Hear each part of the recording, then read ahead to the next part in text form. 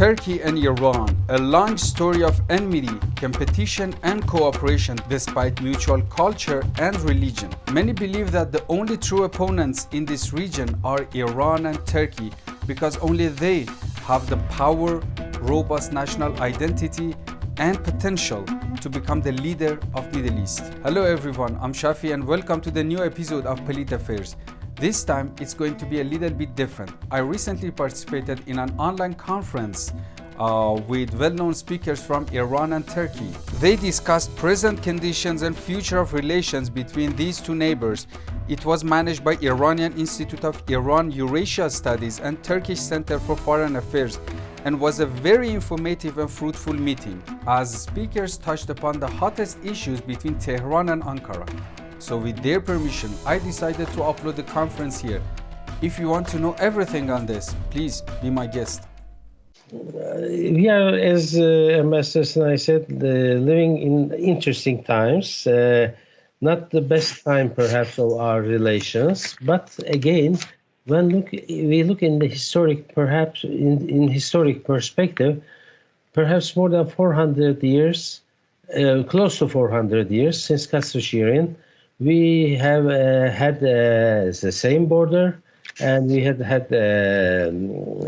cordial relations, and therefore it is important. Iran has always been an important partner for Turkey, an important neighbor for Turkey, an important country for the region. Therefore, at these crossroads of important developments in the world, I think, among other things, we can of course mention, since we both came with the ambassador from Russia as ambassadors, the Ukraine, Russian, I will say, attacks or action towards Ukraine. After that, of course, a lot of things change. And today is important because there are many summits being held. And today, the G7 summit is, these days are being held. Then the EU summit, then NATO summit. But all these, many other important developments are there. Therefore, countries of an important region, important countries like Iran and Turkey, it is really timely at this juncture to have some exchange of ideas and efforts, because Afghanistan is there. It concerns Iran even more than us, it's neighbor to you, but we have been involved with Afghanistan, at least in the peacemaking or peacekeeping efforts there. And Syria, yes, that's another important area.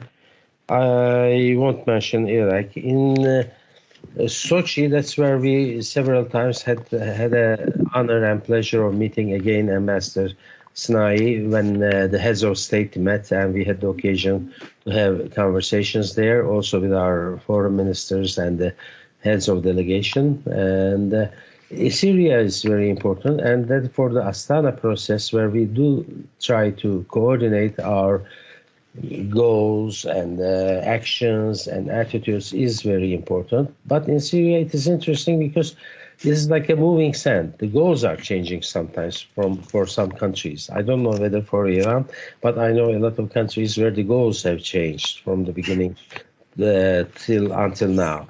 So it's like a quicksand situation. The Ukrainian crisis also have brought a major, not only economic crisis globally, but also energy crisis, which involves also Iran, because Iran is an important energy center, energy country, and also the food crisis, which is important for the third world. But we have to see how we can all contribute to that. And the food crisis, energy crisis, security crisis, and the economic crisis, these have come on top of each other, and therefore, and it affects our region. And our region is not one of the easiest regions in the world, to put it mildly. So countries like Turkey and Iran should coordinate more and more. And there is a history of our coordination. There is a history of our successful enterprises. And therefore, we should continue that. That's what I would want to say. In the Middle East, also Central Asia-related issues, the about the Chinese situation, where the Chinese are now launching the Road and Belt Initiative, and how we can regionalize that initiative and how we can make it more regionally owned, together with the Chinese, together with the Russians, together perhaps with the Indians, and moving towards the West, involving us, involving Caspian, maybe involving Iran, how we can cooperate on handling and dealing with China. As far as I know, for example, even NATO summit is not really have not made up their mind on how to treat China as a potential partner, but also as a potential rival, but not as an adversary, not as an enemy, only as a challenge or rival for the time being. But China is an important issue where we can also compare our notes and see whether we have things to share between us and room for cooperation in that regard, because it concerns especially Iran's geography very much, but also us, and even all the way to Europe. It is an important connection. I don't know whether I have filled up my 10 minutes, Professor Baji. You have another 3 minutes extra. Oh, okay, then yes, we need more sunshine, therefore, in our relations, as Professor Baji has said. I am today in Brussels, therefore there is not much sunshine. There is rain, but in Brussels, but I'm not here for the NATO summit because NATO summit is in Madrid. So, I mean, it is just for other things I'm here in Brussels. And here they say, if it doesn't rain, it means it's going to rain. That's the slogan for Brussels. So it's raining now. And but also it is the heart of Europe. And I also sometimes meet friends here, and important institutions are here. And as I said, Iran and Turkey, we have economic cooperation organization. We should make it work more because it's a regional framework for us to advance our cooperative efforts, creative cooperative efforts, useful cooperative efforts, and it's a great, useful, very useful institutional framework that we can make use of. We should make use of, and we should revitalize, I guess. Yes. And thank you.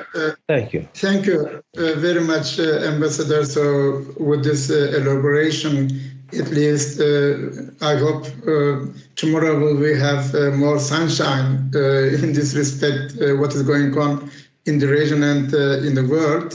Now, Mehdi, we make it now reverse. One from your side is speaking, so that it will be much more colorful. One from us, one from you. So until the end, who is going to speak first by your side? Yes, Dr. Gul Mohammadi, the floor is yours. Thank you very much. Do you have my voice? Okay. As far as I'm not a diplomat, I will, emphasize more on realities on the ground in Iran-Turkey relations. As a matter of fact, I will focus on, bilateral relation. Then my colleague Hamid Reza and Hassan will cover the regional dimensions. So, understanding the intersection of historical, domestic, regional, and international factors provides a much more complex picture to the relationships between Turkey and Iran. The big question, or the main question here, is why and how there is a flux in the relationship between cooperation and competition between Turkey and Iran. So now, as we are in a critical moment in Iran-Turkey relations because of, reimposing of regional and international dynamics, reviewing the historical milestones in Iran-Turkey relations, especially since 16th century, showed that the two non-Arab Muslim powers relations could be explained in the general framework of cooperation and competition. So, obviously, its limitation has not left enough room for any potential strategic partnership. the fact is that Iran and Turkey has never been a strategic ally, even in the peak of their relations in 1915s and 1916s. And also, they have never been quiet enemies since Castro-Shirin Agreement in 1639, as my Turkish colleague mentioned it. In a general look, since the beginning of new millennium, the ups and downs in Turkey-Iran relations are highly influenced by three main drivers. First, the erosion of the U.S. supremacy in the Middle East that has led to significant change in the national rule conception and regional instance of main actors in the region. This, prompting Turkey and Iran to pursue their narrow interests and aspire for a larger role in the wider Middle East. Second, the emerging fragmented multipolarity in the Middle East as a conflict-ridden region pushed regional stakeholders to compete rather than cooperation. So this, pushed us to the third one, and this is the post-American disorder in the Middle East intensified security dilemma and uncertainties, which resulted in shifting alliances and geopolitical competitions that led to more polarization, pushing regional security crisis toward conflict management rather than conflict resolution. So I was trying to say that these drivers prove that over the past 2 decades, if we consider the new millennium events and developments, the wax and wane in two countries' bilateral relations are remarkably affected by regional dynamics.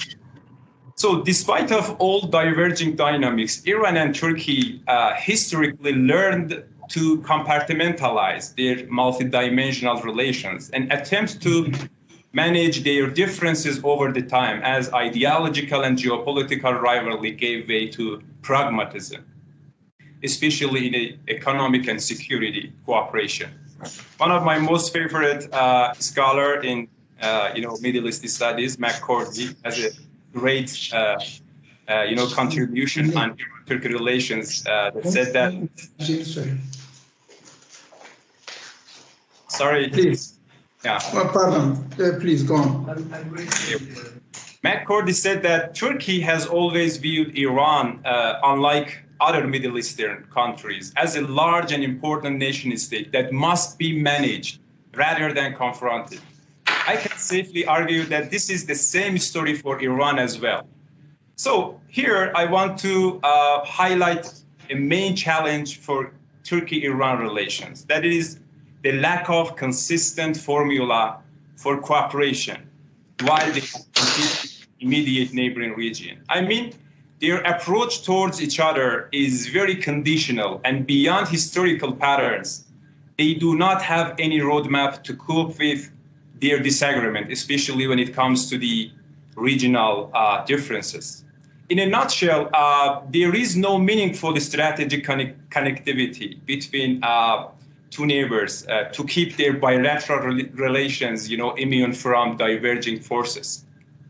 So it's not an easy task to say that Iran and Turkey has a strategic partnership in any historical period.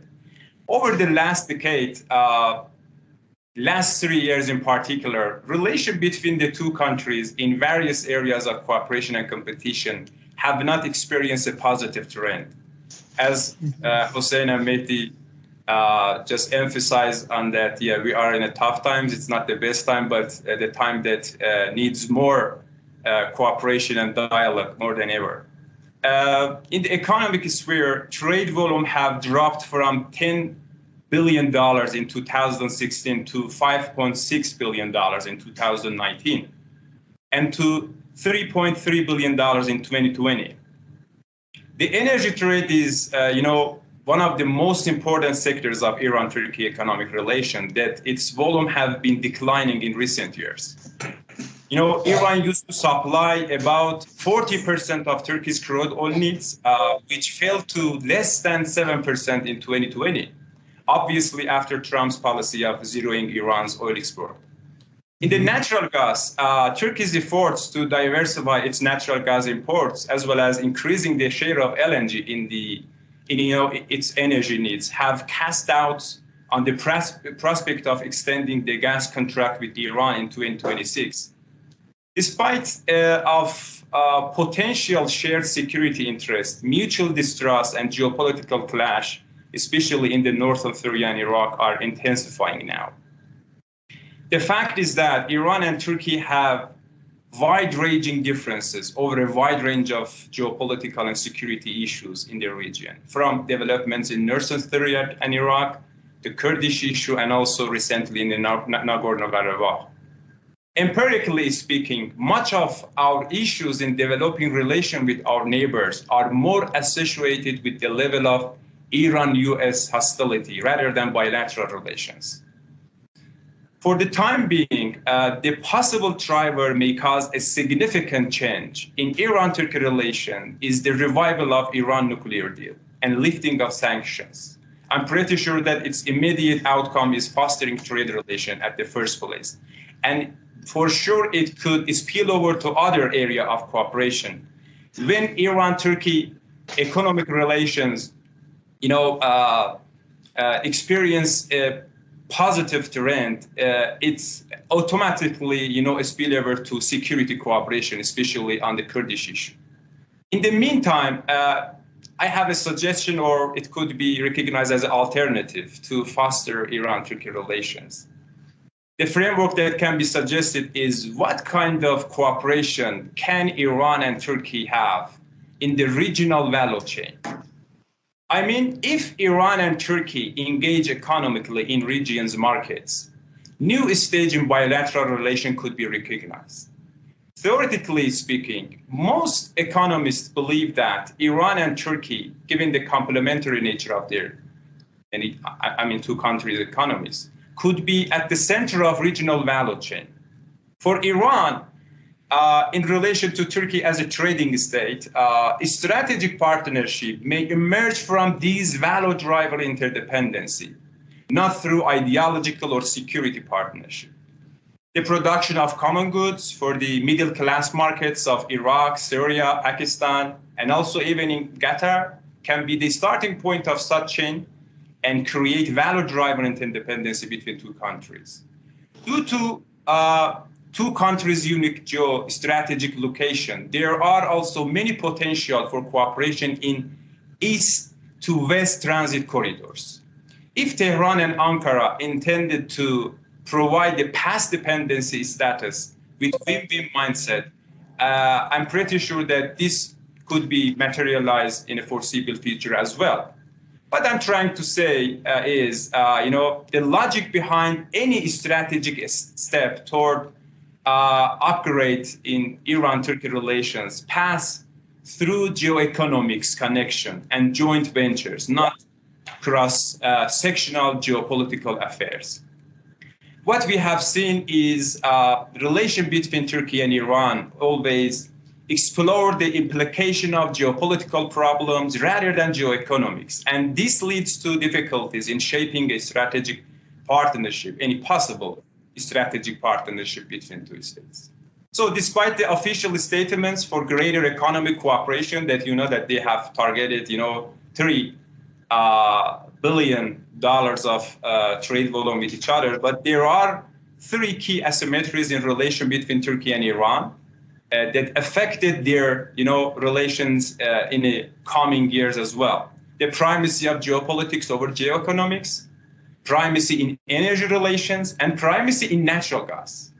These three asymmetries mean that while economic relations will continue to be used to their advantages, due to these asymmetries and continuing distrust, the political relation will remain mostly limited unless they start to diversify bilateral relations. And I'm pretty sure that, my 10 minutes. Okay, let me stop here, and then in the second round, if could be any room, I will leave another comment. Thank you very much. Very good. Thank you very much. Indeed, this historical overview is important between Turkey and Iran. But now, also in your explanations, we see how many things we have to discuss and the need to talk to each other more. And from this perspective, I would say with my dear friend Mehdi Sanai, we will definitely contribute as two institutes for further intellectual dialogue beside economic, political, and technological dialogue. So thank you, Wali, for this great overview. And now I move to Bayram Sinkaya, who is our expert on Iran, proudly, I may say, and he is going to talk us not bilateral relations, but how Iran and Turkey deal in the regional and global context. Maybe how he sees both countries that he knows, language-wise, and the mindset of the two important countries. So, Bayram, you have the floor. Thank you, Professor, for this opportunity, and thank you for the Iranian partners for coming together to discuss and review current situation in Turkish-Iranian relations. As you stated, I would like to move more on regional dimensions of Turkey-Iran relations, because we could easily compartmentalize our relations. We have not much problem in bilateral section, bilateral levels, but once we move to the regional arena, then we may see some convergences and divergences between Turkey and Iran. So these convergences and divergences may shape later mutual view and mutual perceptions of elite in Turkey and Iran, later again affect, despite compartmentalization, some adverse developments or friendly developments at regional level may affect bilateral relations as well. For this reason, we are maybe today in not a good position in terms of talking Turkey-Iran relations. But anyway, both at the regional level and bilateral level, we have long history of neighborhood. So in this long history, we have learned or we have developed a diplomatic culture, how to deal between each others. So in accordance with diplomatic culture, there are some advantages between Turkey and Iran that prevent them turn into enemies, because first of all, we don't have any territorial dispute. So we don't have any historical baggage.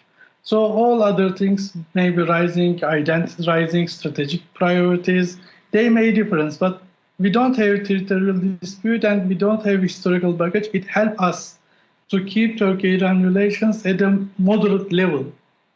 There may be some ups and downs, but there is a moderate level preserved in over a century, and it is still going on. Then, operating within this diplomatic culture, to keep this diplomatic culture is built on recognition of Turkey and Iran, each other as different countries with different interests. We could not dominate each other. So we learned to respect each other's strategic concerns. We learned to respect each other's identity. So it helped us to preserve a minimum level of bilateral relations and regional understanding as well. But once we move to the regional scene or regional level again, we have some divergences and differences. We can count many examples of differences, but for the sake of pragmatism and to make this meeting into a profitable and beneficial instrument, it would be better to talk on convergence. Turkey and Iran, Iranian interests converge.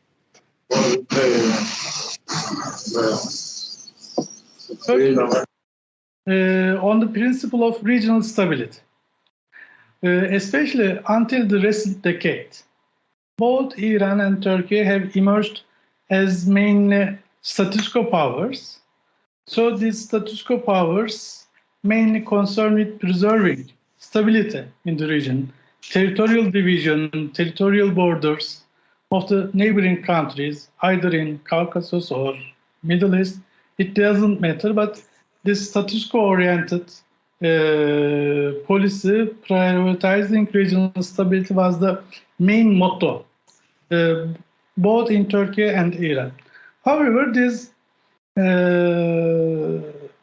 position started to change after the illusion of Arab Spring and illusion of some opportunities that provided Iran and Turkey to increase their influence in these regions. So this illusion of, or this impression of rising their influence, pursuing further influence in neighboring areas, inevitably led to confrontation and competition between Turkey and Iran, because Turkey and Iran have different engagements in different countries, in third countries. We have different proximities with peoples in Caucasus or in Middle East, so Iran have different proximity, different relations with their allies. But once Turkey and Iran both almost simultaneously moved from status quo powers to regional ambitions, then Turkish-Iranian divergence had increased. But even at this time, we have again constants on regional framework, regional level, to keep Turkey-Iran relations at a good track.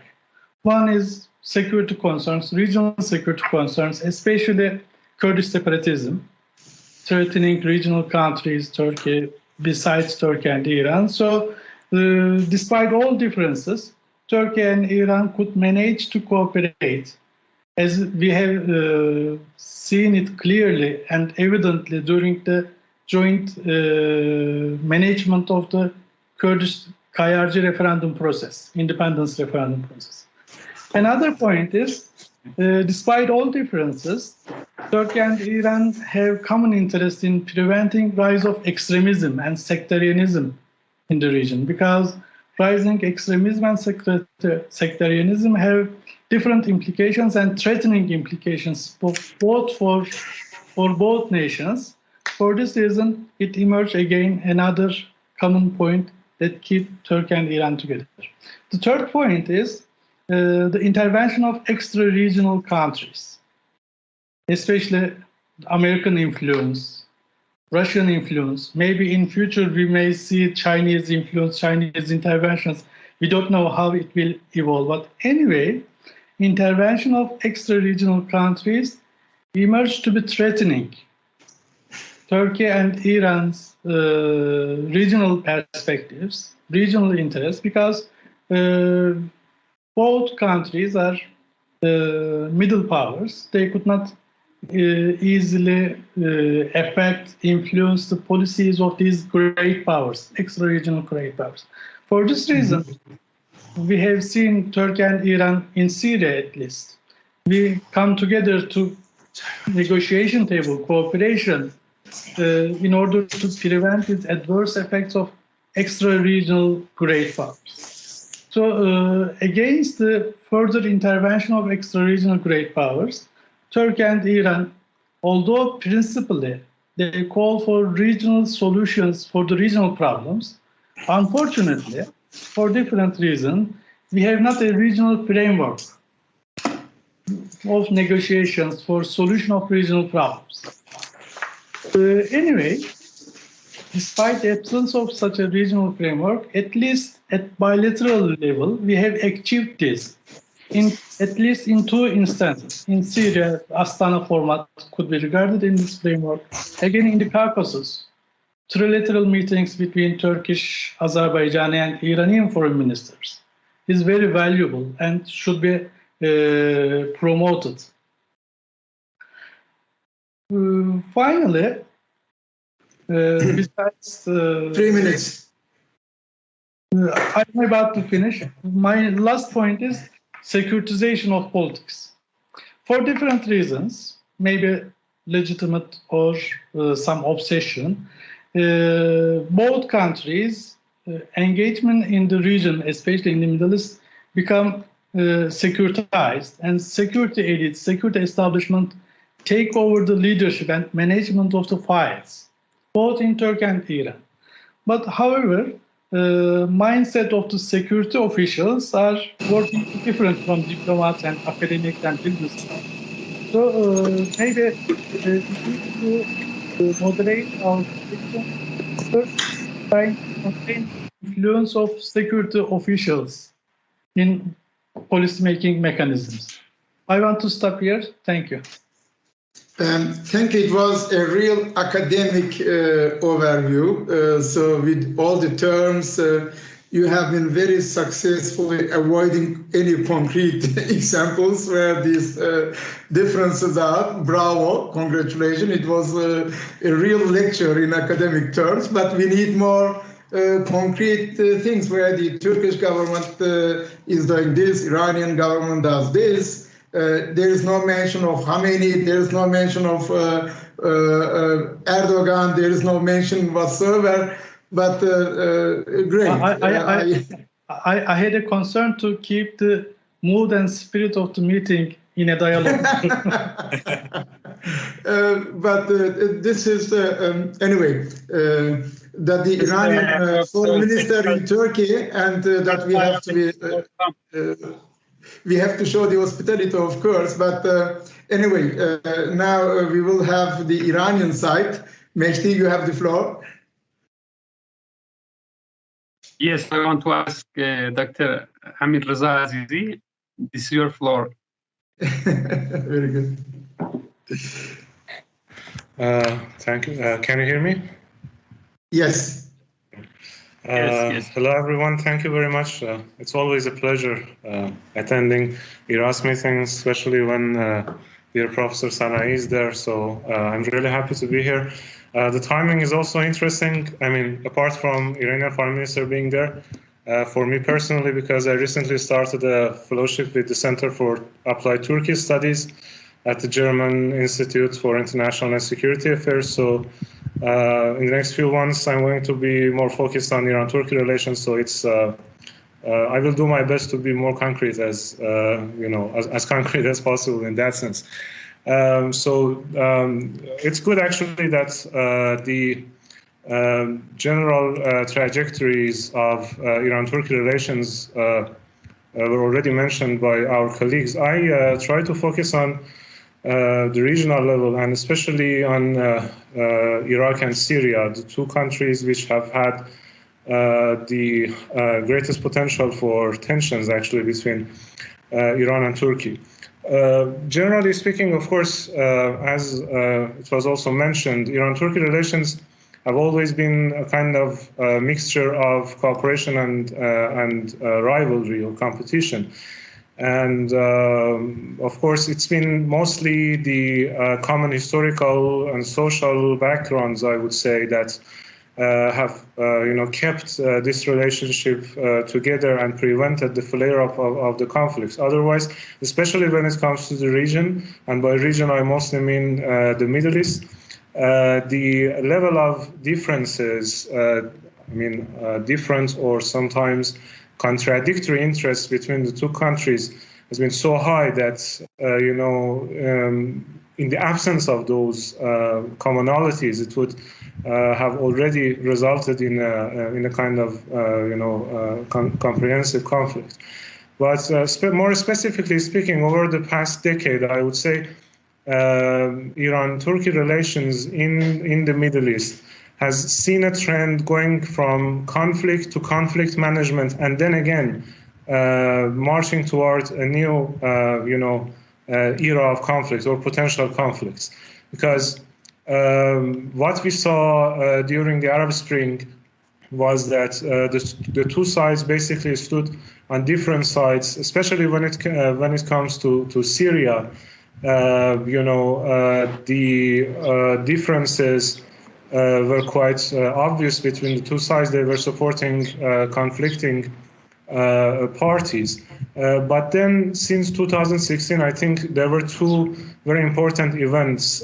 First, Iran's support for the Turkish government during the failed coup attempt in 2016, and then in 2017, the establishment of the Astana process. They helped somehow, they pushed the two sides toward a kind of conflict management process, I think.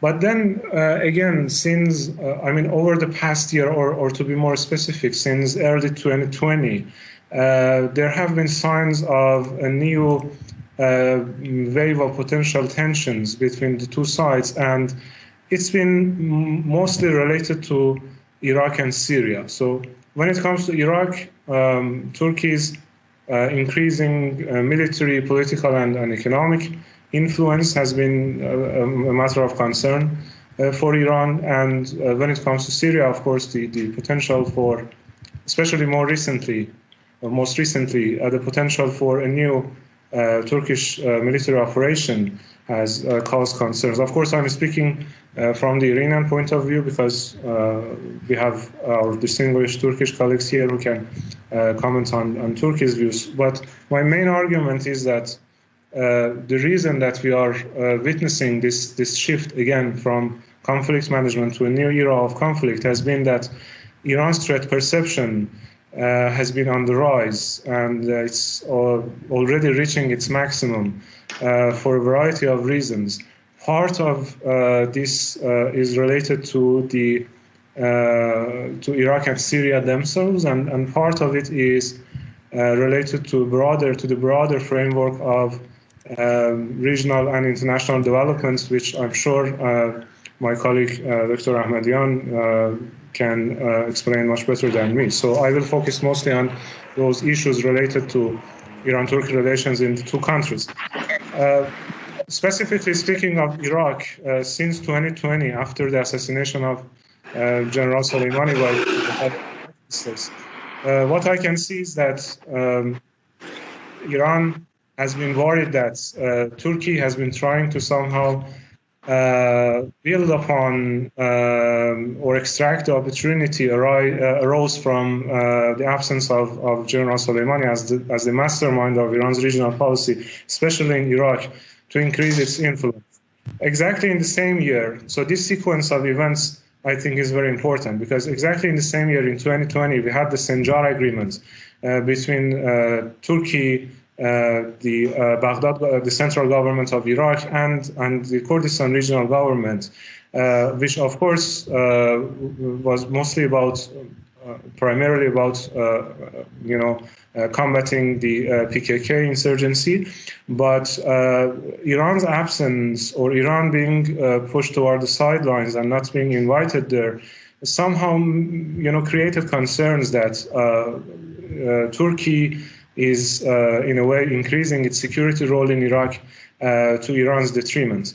And Iran's concern, both in Iraq and Syria, has been that, as far as I can see, Iran has not been convinced by the argument that the main reason or the only reason behind Turkey's operations in Iraq and Syria is to counter the PKK insurgency, or broadly speaking, the threat of terrorism. But Iran sees this as, in most of the cases, it's been seen as a kind of cover for a kind of more expansionist Turkish policy, or whatever we call it. Then again, we have increasing Turkish economic influence in Iraq to the detriment of Iran. Turkey trying to exploit its geographical position as a hub for transit. And especially over the past few years, since the November parliamentary elections in Iraq, Iran has seen a kind of increased political role for Turkey as well, in terms of coordinating the Sunni factions and also being in touch with the Kurds to somehow counterbalance the political influence that Iran has traditionally had based on its relations and its influence among the Shia groups. So, these concerns combined, these elements combined, has increased concerns among the Iranian political elite that there is a project by the Turkish side to somehow replace Iran, to sideline Iran's influence in Iraq. So this is about Iraq. When it comes to Syria, because I think I have only 2 minutes, when it comes to Syria, in so far the four rounds of Turkey's military operations in Syria have been somehow tolerated by the Iranian side. There was only one incident in early 2020 when in Idlib, the two sides, the Iran-backed groups and Turkey and its affiliated groups, went to the verge of a conflict, but then it was averted, mostly thanks to Russia. But now, as the Turkish government and Turkish officials talk about a potential new operation to create safe zone with a depth of 30 kilometers, it makes things different this time for Iran, especially because it would involve northern Aleppo and also, more specifically, Tal Rafat, which is close to the two Shia-populated towns of Nobel and Az-Zahra. So it has a kind of ideological importance for Iran. But more important than that, Iran would see the fall of Tal Rafat as a gateway for Turkey and its affiliated groups to go further toward the south, and especially combined with increased Israeli attacks against Iranian and Iran-backed position in Syria, Iran would see a potential advancement of Turkey and its affiliated forces toward Aleppo as a prelude for greater or increased political and military pressure on Iran in Syria. So it's more than just ideology. It's more than just the fate of those Shia-populated groups. It's, again, part of a broader picture which has contributed to an increased threat perception on the Iranian side. So that's why I'm saying that, to conclude, that's why I'm saying that these two areas, Iraq and Syria, have the potential to push the two sides toward conflict. I don't expect, by the way, that there could be a direct military confrontation or whatever, but the signs of a proxy conflict we can already see in Iraq in terms of Shia groups threatening and in some cases attacking Turkish positions.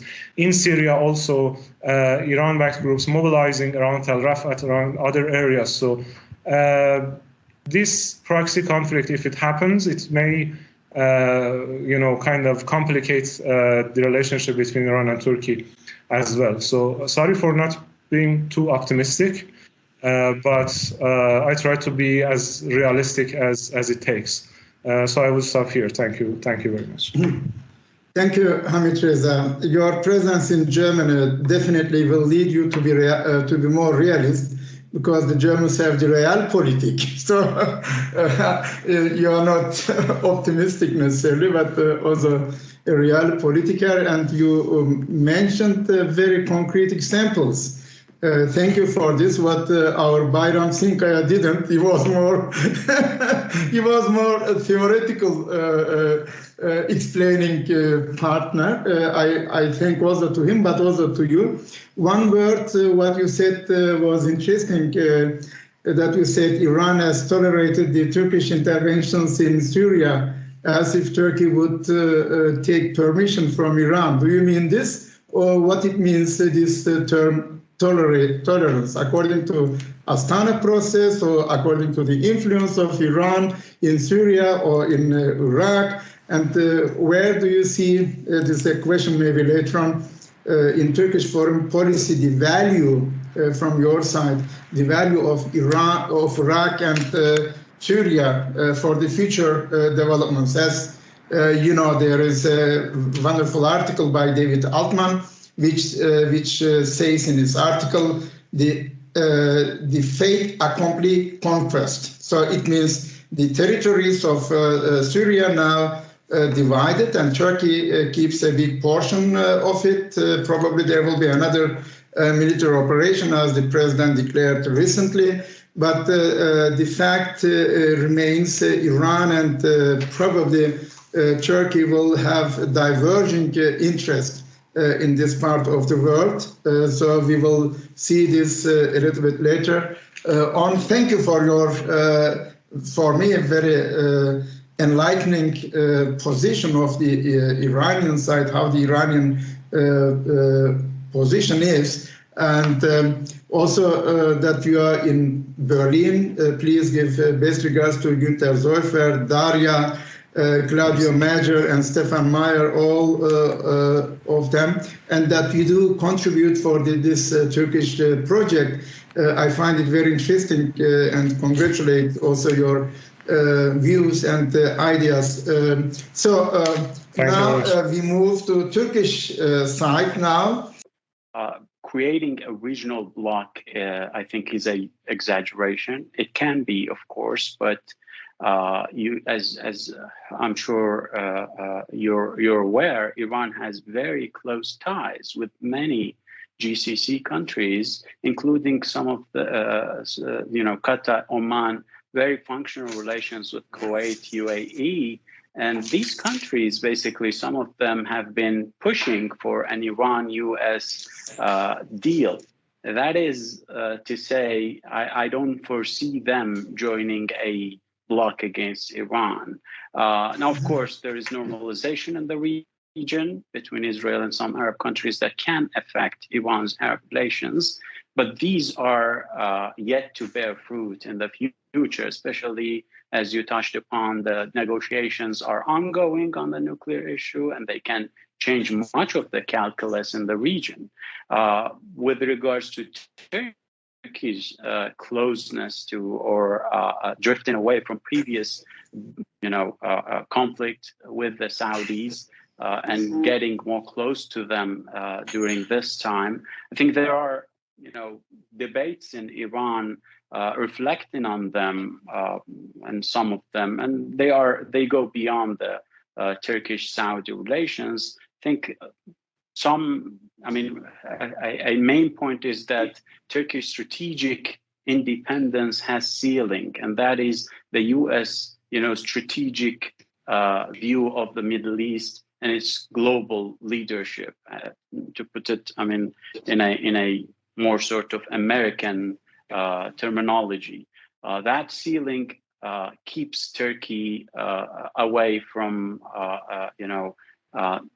strategic partnership with U.S. foes, and also reflecting on the same debates, the flip-flopping of Turkish policy in the region is very much present in those debates, deeming much of the failure of previous Iran-Turkish relations, connecting those failures to this flip-flopping and changing alignment in the region.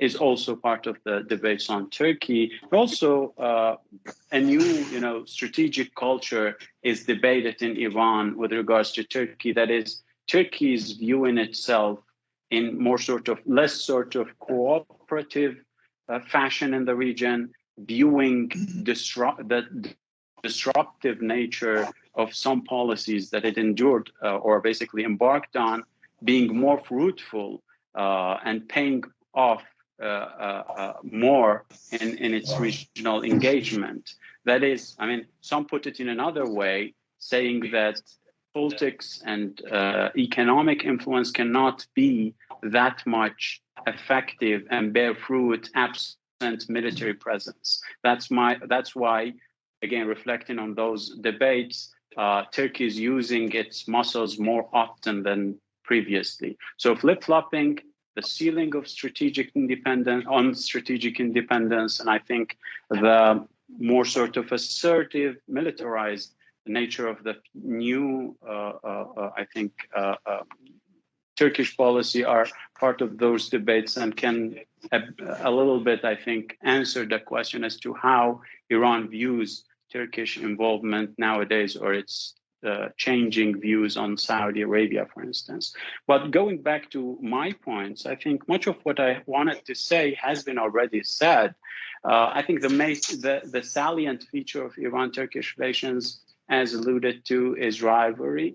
And oddly enough, both parities and disparities have kept this salient feature for long enough as the main feature of Iran-Turkish relations.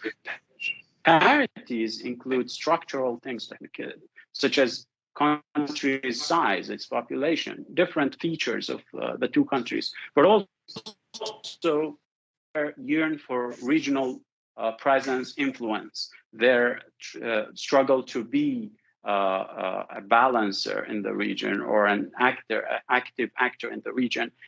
Those parities have led to more sort of rivalry rather than cooperation. Disparities also have kept the rivalry alive between the two countries. Those include many things that I think have to do with ideology, strategic culture, also strategic behavior in the region. These have also contributed to keeping rivalry alive between the two countries. That's why we have had temporal cooperations, temporal dealings or deals between the two countries on regional issues, but rivalry has been continuous in the past few decades. Now, the decoupling or compartmentalization that was also mentioned has led the two countries or helped them to avoid turning those rivalries into confrontations in many ways, but also have kept them below cooperation, have kept cooperation away from those relations, did not translate into cooperation. And we see the potential there of much more cooperation, but that wasn't seized upon. Only temporal cooperation was possible. The Astana process is an example of temporal cooperation, still ongoing, but it's almost, done. There is a ceiling as well on that. The Qatar siege, that Iran and Turkey also cooperated to keep Qatar alive, and that also was soon to hit its ceiling, hit its limits. Also, the two countries cooperated against the Kurdish referendum in northern Iraq, but that also evaporated basically after things were settled and the disputed territories returned to Baghdad's authority, and the pause in that file for now. So these temporal cooperation examples have been the main, cooperative patterns of Iran and Turkey. Also, economic, as Vali has mentioned, economic cooperation, political leaning towards one another in different files have been there, but I think rivalry was way more strong between the two countries the past few decades, specifically the past 2 decades. I think despite this, salient feature, there have been cooperations, as I said, temporal cooperations, but common threat perceptions or threats have led the two countries to some of the unprecedented levels of cooperations regionally and bilaterally. The main thing, I think, is the United States' presence in the region. Now, some might call it an illusion, some might call it a real threat, but it's there in the perceptions. And I think containment of Iran, both soft and hard, and the containment of Turkey by the United States also in a soft way, or soft containment of Turkey basically, have created a common threat for the two countries that wasn't seized upon to to lead to cooperation, further cooperation between the two, reflecting on the same dialogue within Iran or debates within Iran, because there is a ceiling on the strategic independence on the Turkish side. The cooperation was not possible in this format. Some see that the United States has a regime change also policy towards both countries, taking into account the coup of 2016 and also the ongoing regime change policy. Both folks of regime change in Turkey and Iran are based in the United States. The Golanist leadership and the folks, Iran, regime change folks are based in Washington. So there is that as well, but that didn't lead to further cooperation. Moving forward, I think the transitional period, which historically has always been the most insecure periods in international relations can affect both countries severely. But that also so far did not lead to much more cooperation that I think can be the case, but so far I don't see much indications to that end. Secondly, I think the sense of encirclement in the region is also very much important. The Iranians feel, or the strategic, circles in Iran feel an Israeli-U.S. attempt to encircle Iran. I think the same goes to Turkey, encircling Turkey from the south and in northern Iraq, in the Caucasus, but also in the Mediterranean between Greece and Israel, also is a case. But of course, Iran feels it more strongly because there are, vocal policies basically when it comes to Iran on the part of Israelis and the Americans. This has led to some cooperation, specifically in Iraq, but I don't see it expanding that much and seized upon to further cooperation between the two countries. It can be the case also in the future. Regional imbalance is the third threat perceived by both countries. I think much of regional cooperation between the two countries has been under the effect of regional imbalance. So this led to more cooperation. It can be leading and can lead to more cooperation in the future, but it has its ceiling. As I said, it can lead to temporal cooperation, taking the past into account.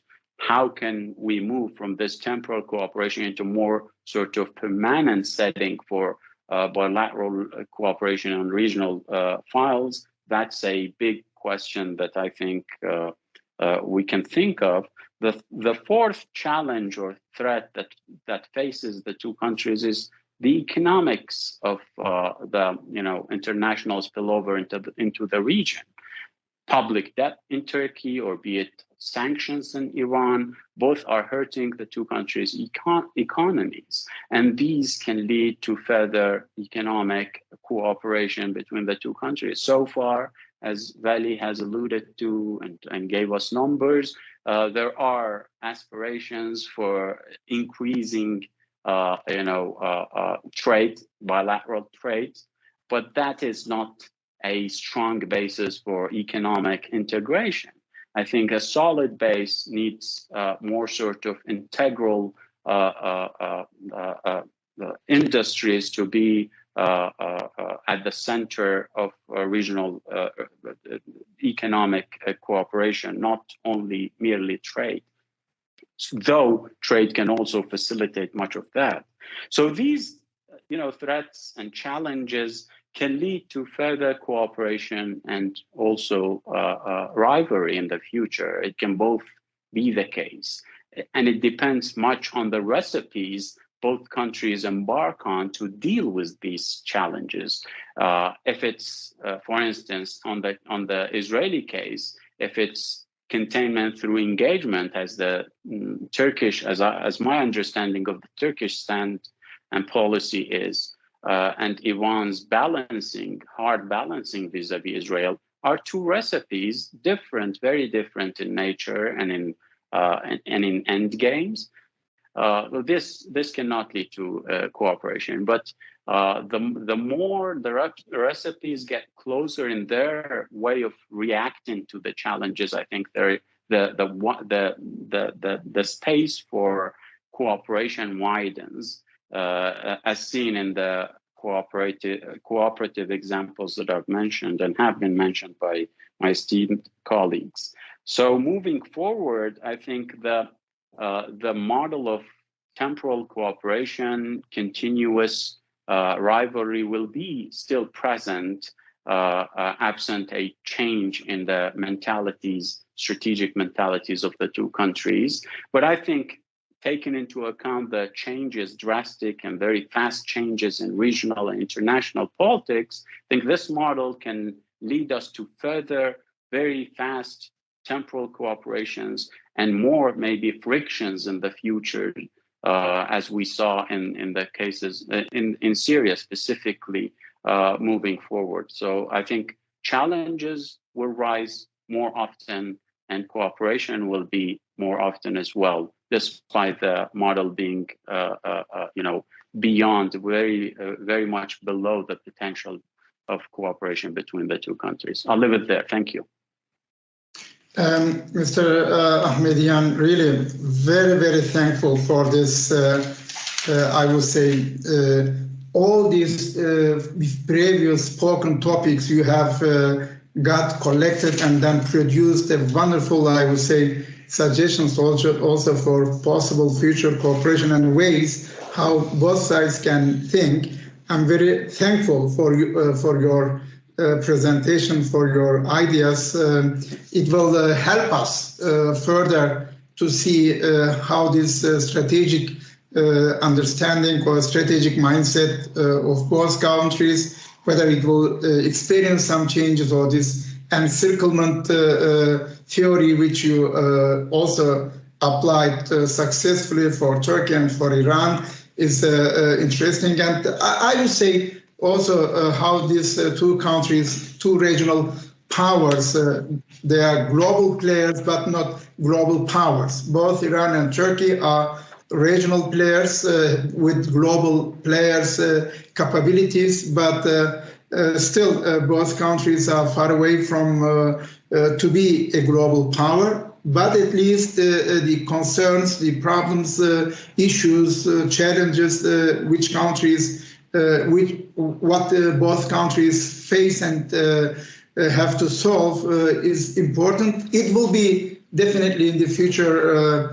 much more providing us a framework, platform to debate. This is why I'm so happy that we have realized this meeting today, and it will continue in the next half an hour with some responses, maybe also with some questions.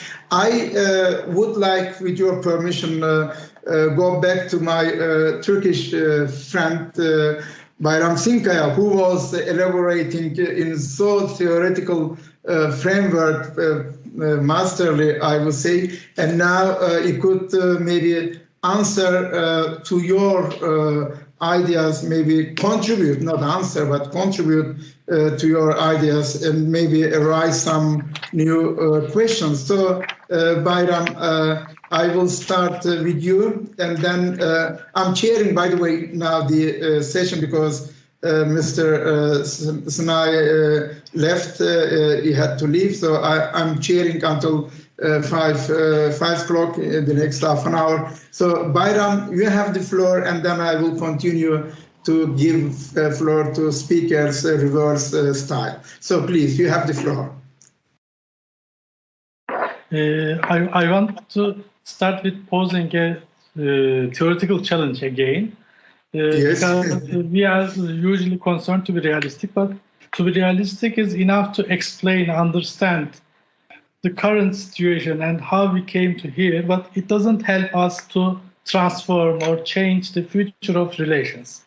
For this reason, as Professor Ahmedian stated, one of the main variables here is strategic mindset or strategic culture of the two countries. And how do they perceive each other? Again, as an extension of this strategic culture, Turkey and Iran have some regional interventions, so they are competing at regional level, independent of their bilateral relations. So this competition at some point become very fierce. But however, again, both Turkey and Iran have some legitimate concerns looking from realistic perspective for these interventions. And again, these interventions, regional interventions that confronted the two countries are not new. We have this model of relationship, especially in Iraq, in the northern part of Iraq, since the early 1980s. So both in local politics in Kurdistan, Iraqi Kurdistan, so it has adverse effect. But anyway, even since then, there are some constant concerns on Turkish side with related to Iran. So I would like to extend these Turkish concerns with Iran. First is Iranian relations, Iranian intricate relations with PKK terrorism. So at some time it is declining, at some time it is intensifying, but there is some intricate relationship between PKK, its affiliates in Iraq, its affiliates in Syria and Iran. So it led some speculations among Turkish elites on Iran-PKK relations or Iranian backup of PKK. It is undermining further cooperation between Turkey and Iran. And it is a constant issue. It turned into a constant issue, unfortunately. Another point is, actually, this is a new point that emerged especially after the Arab Spring in the last decade. Iranian sectarian activities, both in Syria and in Iraq, this Iranian insistence on Iranian, first, it was clear in Hamid Reza Aziz's talking on Shiite villages in the north of Syria. So, as if Turkish military interventions might be threatening that Shiite peasants there. Iran claimed to be protector of Shiites all over the world. So it is against the mentality of the nation state that provide a relative stability to the world. And Iran, again, should decide whether it will be the state of the Iranians or it will be the state of the Shiites. So we need to clarify it. And I hope Iranian clarification on this state identity and its implications on foreign policy will contribute the improvement of Turkish-Iranian relations.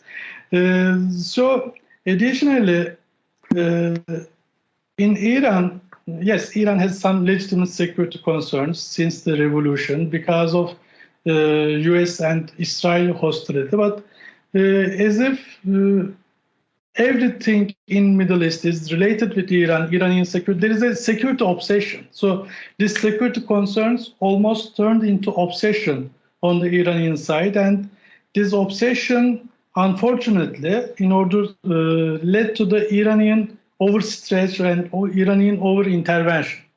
In every part of the Middle East, where there is some conflict, Iranians view that there is some threatening or threatening to the Iranian security, but they also turned it into an excuse and exploited to intervene it. So again, with the debate on the Iranian toleration of Turkish military presence in the north of Syria, so it is very close to Turkey. Turkey has some legitimate concerns, but Iran is there for some different strategic calculations. So we should deal with these obsessions, security obsessions. And we should deal with both, it is true for both Turkey and Iran, where the security defense of these countries start. So unfortunately, there is a concept of strategic debt. Yes, from realistic perspective, it makes sense, but despite all strategic debt, extension of strategic debt, it has two unfortunate or adverse effects. First, despite this independent of the strategic debt, real defense of the national borders, national independence, start with the hearts of their own citizens.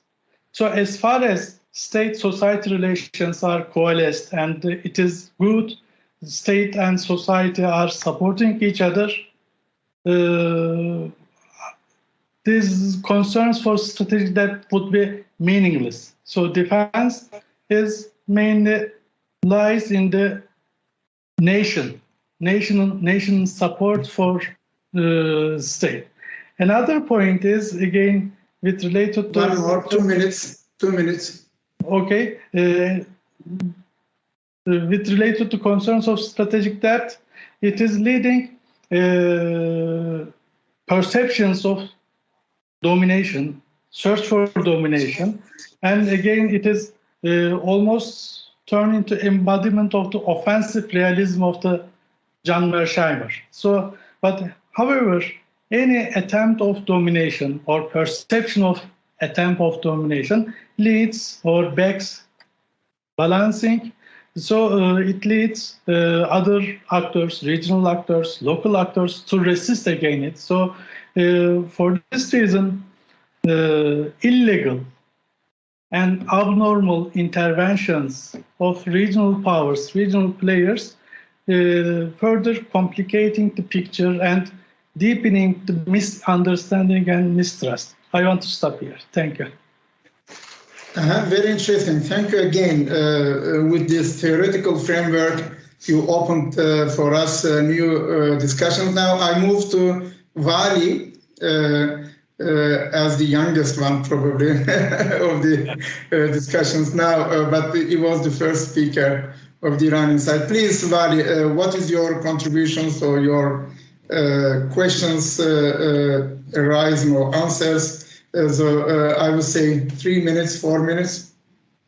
Thank you very much, and thank you for really insightful contribution made by my colleagues here in this timely webinar. And Hossein Hojam, you know, we have Q&A part for audience, not for us, as they participated in our webinar. I didn't know this. Huh? I didn't know this. I didn't know this. I thought. Yeah, if it is possible, please leave some room for audience as well. Yeah. I don't mind, but I was not given the. While our audience is just preparing their question or any comments, I have a quick question from you, Hossein Hojam. As a matter of fact, you know, as Alexis has raised their hand, but please let me leave just my quick question from Hossein Hojam, and then we will back to them. As we approaching to the upcoming election in Turkey, June 2023 election. So the Turkish foreign relation is reprioritized. You know, I mean that the foreign relation is highly influenced by domestic politics issue as well. So what we've seen in the recent months is, you know, Turkish relations towards the, other countries in the Middle East is going to develop, but it's not same story for Iran. How do you see? I mean that it seems that, you know, inevitably Iran becomes, in the sphere of conflict, unfortunately, when it comes to the refugee issues, when it comes to Kurdish terrorism, and also when it comes to economic crisis, that Iran has not anything to offer to help the re-election of the ruling government now. How do you see the situation nowadays? Thank you. This is a question which I can answer in the next 3 hours, so it's better that I don't do it. This morning I was on television 1 hour, I gave an interview. Please send me your WhatsApp message, okay? So I send you the program, so you can find all the answers there. But we should maybe give more time than to the participants for now. I know myself, if I do start, I cannot stop myself. Okay. But the other part of this diplomatic comment is that there is no clarity yet now, on this issue. Thank you very much. For sure, I will send. Thank you. Alexei? I'm a PhD candidate of Iranian foreign policy. First of all, I would like to say that it was a very interesting session. A lot of congratulations for that. So I have a question for everyone of the speakers, of the respected speakers. But first of all, I would like to make a comment, if I may. So very shortly. Yeah. So my comment is that it was said, if I'm not wrong, by Professor Bayram Shinkaya, whom I respect a lot. I'm reading his publications, I have to admit, that Turkey is a status quo power. I beg to differ in that part, and just that. If she could just explain the term Greater Turkey, because I think that the Iranians are really concerned about this term, this doctrine of Greater Turkey, and what it includes. It includes parts of Syria, it includes parts of Iraq, it includes parts of the Aegean. So this is just one comment. So my question for you, respected speaker, is first of all, you didn't have time probably to comment on that, but could you, I would be very interested to hear your take on the antagonism in Yemen and in Libya between Turkey and Iran. For example, they are supporting opposing sides. We know that. Turkey is supporting in Yemen the Al-Islah party, which is the local branch of the Muslim Brotherhood. And we know that the Iranians are supporting the Ansarullah movement. As far as Libya is concerned, we know that Iran is probably playing a double game. It has connections with both sides, with the national accord government, and as well with Haftar. So there are some conflicting reports that Iran is providing arms to both sides. If you could please comment on that, I would really appreciate that. Thank you very much. Thank you.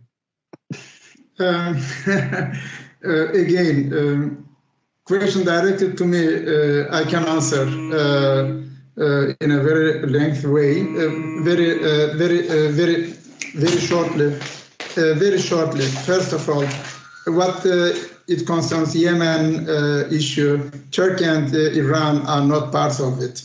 It's Saudi Arabia and Iran. So first of all, the second one, Greater Turkey problem.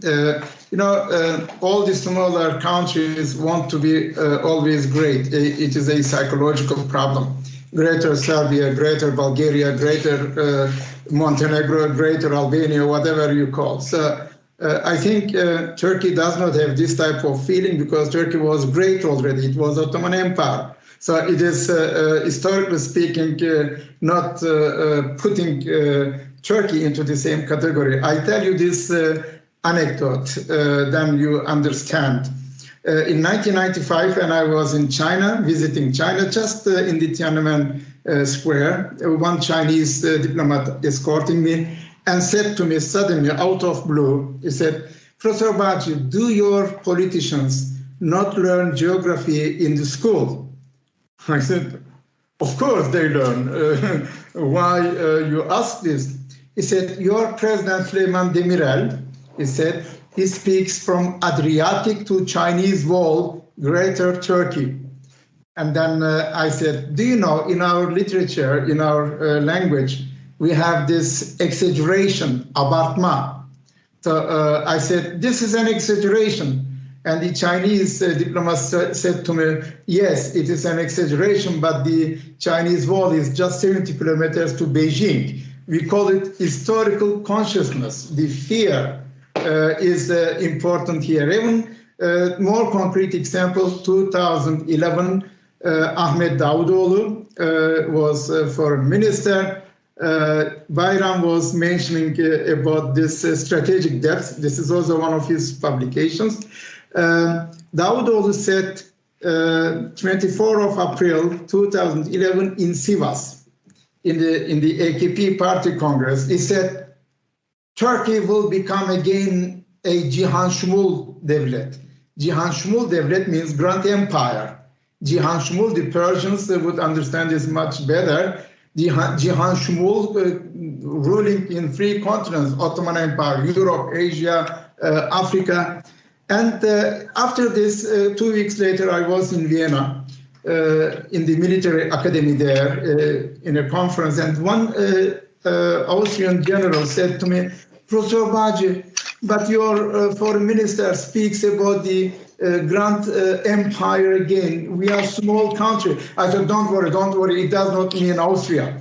So even the Greeks, probably you should understand that we have a totally different world structure, and Iran and Iraq, probably you wanted to indicate, Alexis, to the classical modern Turkish so-called expectation, misak-ı milli border. Yeah, that's true. Yeah, exactly.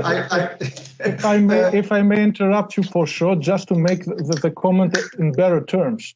A couple of days ago, your foreign minister, Mevlut Çavuşoğlu, said in a local AKP ceremony that Turkey cannot be enclosed, I quote him, Turkey cannot be enclosed in its borders. He said that explicitly. So, and he spoke after that there's this greater Turkey. Just that. Thank you. Okay, Alexis, we should talk later on, maybe also together by Zoom. But these statements, again, exaggeration. I mean, it is not so easy. If you would say academically, Turkey is a revisionist country, then we start a new discussion. And this is why I give now the floor to Bayram, because he was talking about this theoretical framework, realism and offensive realism. Mearsheimer was mentioned. Bayram, is Turkey a revisionist country, as Alexis claimed? Actually, once Turkey started to dance with some revisionism, but it learned its lesson. I don't think so. No more Turkey entertaining with such revisionism. Thank you. Very good. Now we have two other questions. But Alexis, thank you for your questions. Keep in touch, and we should talk more later on also privately. Now, I see one T and A and the H and D. So TA, please, you have the floor. TA does not listen. Do you hear me, TA? I cannot read. Hussein, could you continue then? HD. You see, Vali, the names I cannot see, so this is a problem. I give the floor, but they don't listen probably. Mr. Chairman, can I ask a question? Do you hear me? Yes. Since TA is silent, I prefer to ask a question. Yes, please go on. Thank you, all the speakers. I'm Dawood Kiani from Research Institute, Iraq. I enjoyed a lot from this conference. Since the question of Russia did not address properly in the session, I have a very short, because we are getting close to the end of the discussion. Yes. Turkish. The question is that after the successful cooperation between Russia, Turkey, and Iran over the Astana negotiations, we know that with the invasion of Russia to Ukraine, many things in the region have been much more complicated. Right. There are some reports that since Russia has decided to somehow right-size its posture in Syria, there are some reports that Turkish government tried to somehow fill the vacuum of Russia in Syria. If that's right, it could somehow complicate the relation between Iran and Turkey over the Syria. I just want to know how Turkish government approach to the Syria in the absence of Russia. Is there any plan to somehow strengthen its posture in Syria and expand its interest of influence in Syria or not? This is the question. If I want to short it up, how does Turkey approach Syria in the absence of Russia? Thank you very much for this question. This question, of course, I automatically give to Ambassador Indrius, who was part of these Astana processes and was serving in Russia. Exactly, this is a pass, as I would say. He make a score now with this. So, Ambassador Diros, the question is directly to you. Thank you very much, Professor, and thank you very much to our colleague. The Astana, I think one of the previous speakers has well put that from the Iranian side, that some of our relations are more temporal and therefore temporary, and gave Astana as an example for this. Yes, neither Turkey's nor Russia's nor Iran's goals ultimately converge, but nevertheless, we have to live with the realities and make best of the situation. And this is a way of dealing with our differences with Russia, with Iran, and I think Astana is a useful tool. May I come very quickly to one more point, a greater Turkey issue. I think he did, and also another speaker mentioned about, I think from Greece, our friend, mentioned about in domestic politics, or no, Mr. Wali mentioned elections in Turkey. Elections in Turkey, yes, elections in Turkey and domestic politics, like in many countries, affects foreign policy. But basically, normally, the basic principles of foreign policy should remain constant, more or less. And in that regard, in Turkey, one of the basic dictums of Turkish foreign policy was laid down by the founders of the Republic of Turkey, Mustafa Kemal Atatürk, peace at home, peace abroad, meaning that we are happy with our situation and we want to develop friendly ties with regionally, globally, and at every level. So, therefore, there are sometimes these ideas of Greater Turkey. Many civilizations had their time under the sun. Ancient Greece, ancient Persian Empire, Arab Islamic Empire, Roman Empire, ancient Egyptians.